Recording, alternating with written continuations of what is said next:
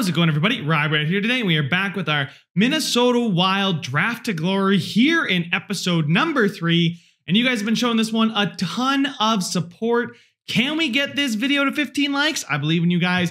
It'll help push us to a good playoff run and a good playoff seeding. Before we go ahead and get started, you guys left a few comments on the last episode.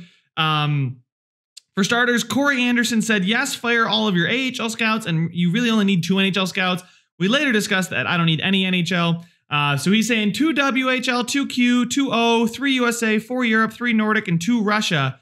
I'll do my best to find the best ones out there. That's our first plan of attack here. Corey Anderson then went on to say in another comment, if it's not going to change your chemistry, you might as well put the rookie on the top line over Fiala. He's already better and will grow more with more ice time, and we'll be on the first line. And I agree with that, talking obviously about Kaprizov. And then Thatcher Demko said Talbot for Vezina and Kaprizov for Calder. And well, I don't know about Talbot for the Vezina, but I do believe in Kaprizov for the Calder. So guys, I'm gonna go ahead and do the scouts, and I will be back in just a minute. So guys, the scouts are all offered and ready to go. Hopefully they'll all accept. I already fired the scouts and everything.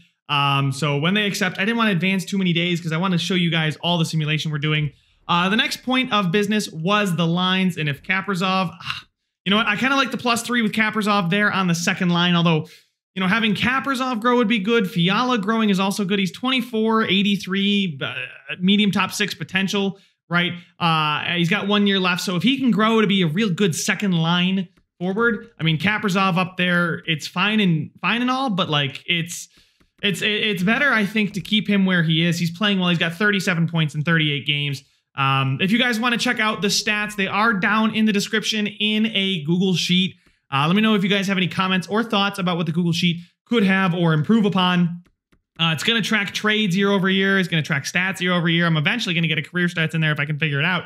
Anyway, that's all we're going to do for now. I don't think we're going to make any other moves, and we're going to get up at least to the trade deadline, see where we're at. We're probably going to be a good team, so I'll just skip the trade deadline because we're not going to sell anything, right? We're not going to buy anything because we can't, really. So we're going to go ahead and get up to the trade deadline here, see where the team is sitting at, and if we're bombing hard and Gaspard, St. Louis, okay, all these scouts are now accepting their offers, willing to accept, beautiful. Once they all accept, we will, I don't want to get rid of Hunt. Once they accept, we are going to go ahead and send them on their scouting trip. So I'll go ahead and do that now. You guys know I am manually scouting, so I'm making sure to get all the potential and comparison in for every player. We can already see how we're doing with that if we go ahead and view the draft class really quickly, if that's paying dividends or not. And you can see here we've got a really good list of potentials that we know, even some in the later rounds here too. I mean, I say later rounds, you got some 12, you got 51 here. Alanuk is a guy to go after. Same thing with Tucker Tynan. They're all good players to go after that we're figuring out a lot about, but not done yet. Got to scout everybody, hopefully having multiple scouts in each region now. I only signed enough so that we could have 17 scouts too. Leaving myself a little bit of wiggle room. We still have 1.1 million in scout salary space. Coach salary space, we don't have a ton. But that is that. We are going to have to sign a new AHL head coach, AHL associate. Is he do we have a goalie coach? Where's the, oh, there he is. They're at the bottom. Okay.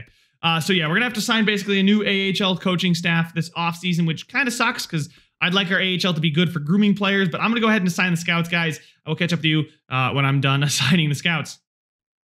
Scouting assignments are completed, ladies and gentlemen. So now let's get into the sim, get up to the trade deadline. Really think it's going to be quiet because trade deadline should be quiet unless we all of a sudden plummet, right?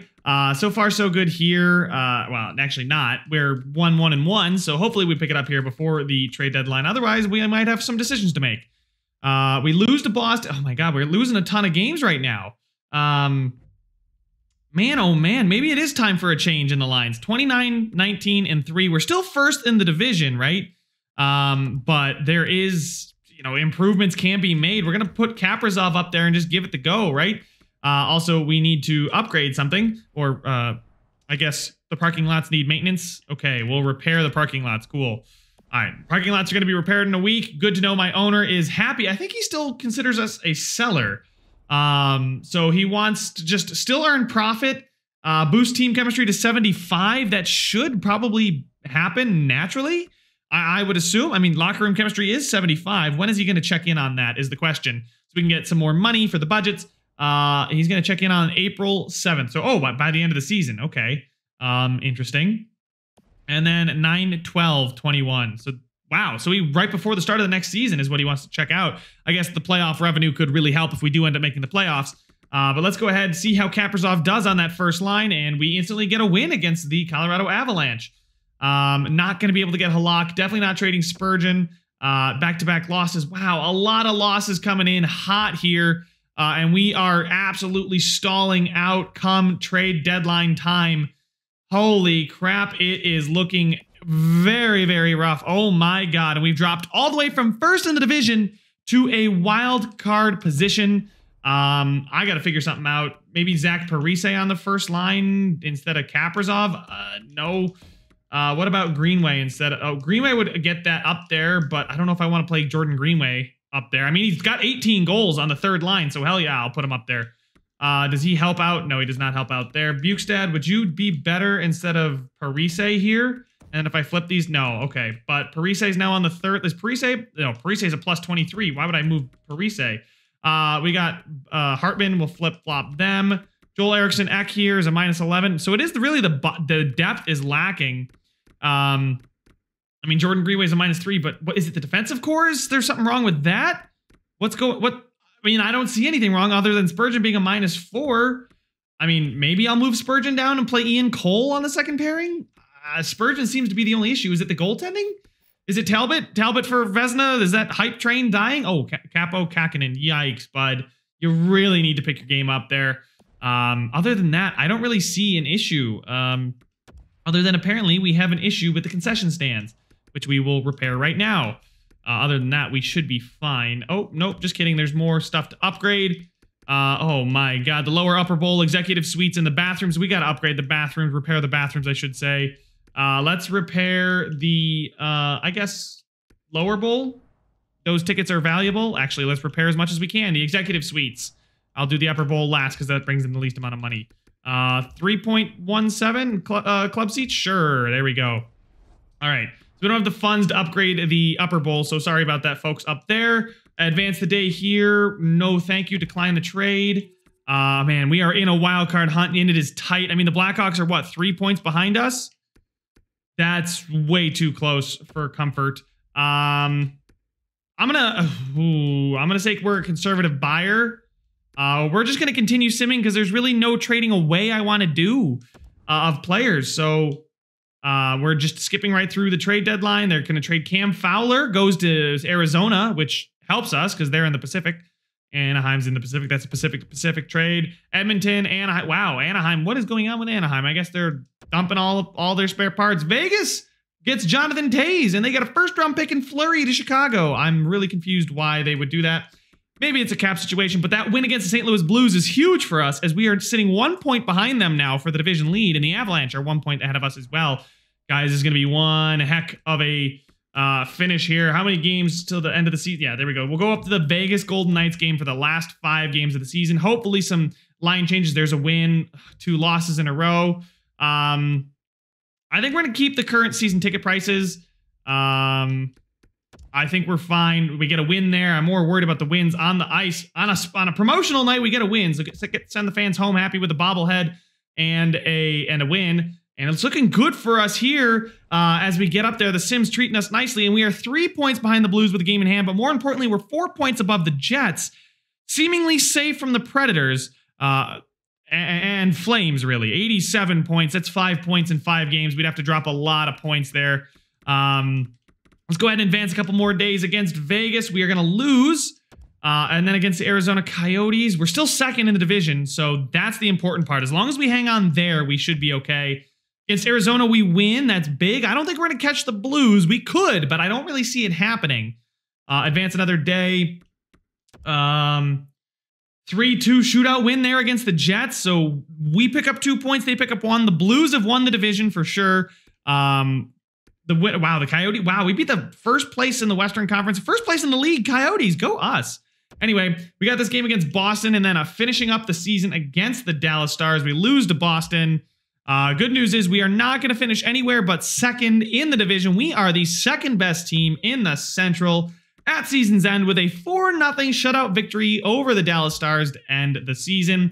And we will be taking on, there we go. Their owner goals are evaluated. Boom, passed it, raised our team chemistry. We are not going to make a lot of moves, so the team chemistry should be good. And we are going to be taking on the Winnipeg Jets in round number 1. And I actually like that matchup a lot. Anyway, let's go see how the team finished up. You guys can see here 3.39 goals for per game, which was good enough for first. And then 2.87 goals against, which is good. I guess the entire Central was a defensive division, though. The Blues are far and away the best team as far as differential there.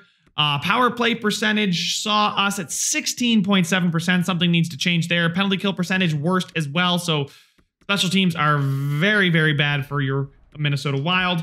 But let's check out the point totals. And is Marcus Johansson, the Stahl trade seems to have paid off. Zuccarello and then Kaprizov with 73 points. So we bumped them up to that first line ice time. He is doing well. He put in 25, 30, and 30. Actually, Zuccarello's on the second line. Fiala with 65 on that second line. Parise with 64. Suter, we'll get to you in a minute. Jordan Greenway with 49 points. It was a +9. So 25 goals. He had 18 and 18, right? At about like the 60 game mark. So he had 7 and 6. So he had 13 points with 20 games. I'll take that. I'll take that for sure. That's going to be really good for the 24-year-old. Nick Bukestad there getting demoted, still putting up a good amount of points. Nick Bonino, same thing as well. Hartman did well. Joel Eriksson, Ek, Victor Rask, and Foligno, they were okay. If we take a look at the defensemen, Spurgeon did become a plus and put up 33 points, and I demoted him down to that bottom pairing, that third pairing. So Suter did well. Spurgeon, I might leave him on that third pairing if he's going to do as well as he did. I don't exactly remember what he had. But Matt Dumba had 32, Ian Cole with 17, Brad Hunt with 16, and was a huge plus-minus. Him and Dumba were just a huge plus-minus for some reason, and Jonas Brodin with 5 as well. As far as goaltenders, Cam Talbot did pretty much all I could have asked Cam Talbot to do. He's risen to an 84 overall, 916 save percentage, 244 goal against average, 31, 16, and 9. The 500 Capo Kakinen did incredibly poorly. I'm very, very worried that our backup goaltender situation is now bad. I believe we sent somebody to Tampa, I think it was.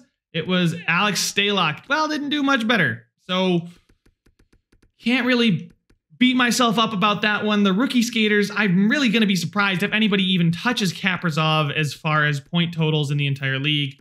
Lafreniere, 57 points. Compared to the Kaprizov's 73, it's not even close. He's going to win the Calder as an 86 overall rookie. Love to see that 82 there for Lafreniere.